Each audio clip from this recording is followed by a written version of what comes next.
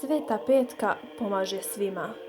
Kad ti se javi u snu, došlo je vrijeme čuda.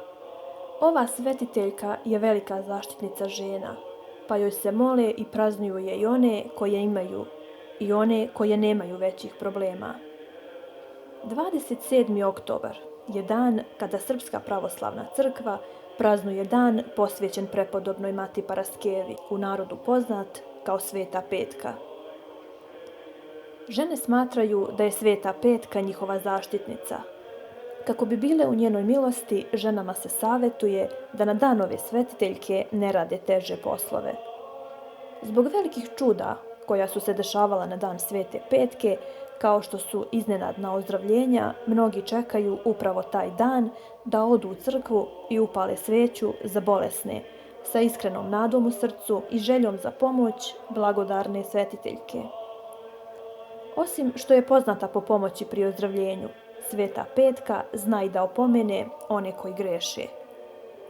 Svi koji su spaseni i izvedeni na pravi put, put iskupljenja, i danas pričaju o ženi u crnom plaštu.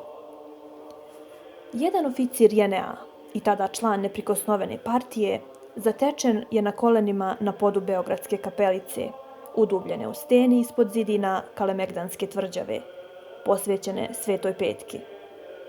Kad ga je neko od vernika upitao kako on, kao vojno lice, tako slobodno ispoljava svoja verska osjećanja, uprkos partiji koja mu to i zabranjuje, on je odgovorio: "Ova crkvica mi je spasla život." Za vrijeme Drugog svjetskog rata ja sam ovdje u blizini bio napadnut od strane nemačke patrole i gonjen policijskim psima koji su mi bili za petama. Spas sam potražio u ovoj pećinici, crkvici koja tada nije imala ni vrata, koja bi me mogla zaštititi od pasa. Utrčavši u crkvicu, ja sam očekivao da će psi ući i rastrgnuti me pre dolaska patrole. Međutim, psi su stigli i lajali, ali nisu ulazili dalje od praga. U tom su stigli i policajci i jedan od njih je kročio unutra sa pištoljem i baterijom. U tom trenu stvorila se od nekud ispred mene neka žena u crnom odelu i stavši ispred mene raširila svoj plašt da me zakloni. Vojnik je šarao baterijom i preko mene i preko svih zidova i uglova kapelice i nije me video. Bio sam za njega nevidljiv. Vojnici su odjurili dalje, a žena u crnini je nestala. Tek posle 2 sata ja sam skupio hrabrosti da izađem iz kapelice, ne znajući da li su moji gonioci u blizini, ali je napolju sve bilo mirno i delovalo je umirujuće. Na periferiji Beograda, u Železniku, nalazi se čudotvorni izvor velike hrišćanske svetiteljke, prepodobne Mati Paraskeve, Svete petke. Izvor se nalazi u prelepoj šumi koja na sve strane odiše božanskim mirom i blagoslovom Svete petke. Legenda kaže da je izvor nastao kao izraz zahvalnosti oca zbog čudesnog izlečenja svoje bolesne kćeri. Nekada davno, baš ovom trasom, vodio je put od Ostružnice do Beograda.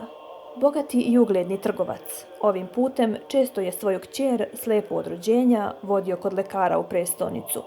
Na jednom od takvih proputovanja zastali su pored izvora malo da se okrepe, umiju i popiju malo hladne izvorske vode.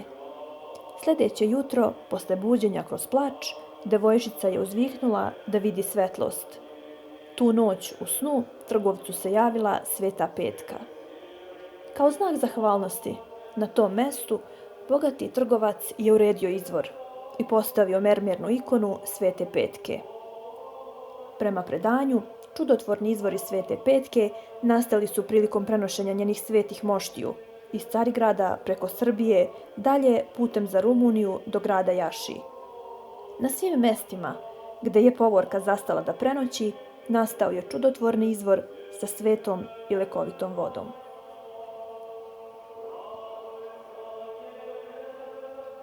Ako vam se dopao ovaj video, ostavite nam komentar, pretplatite se na naš kanal i podelite video na svoje Facebook profile.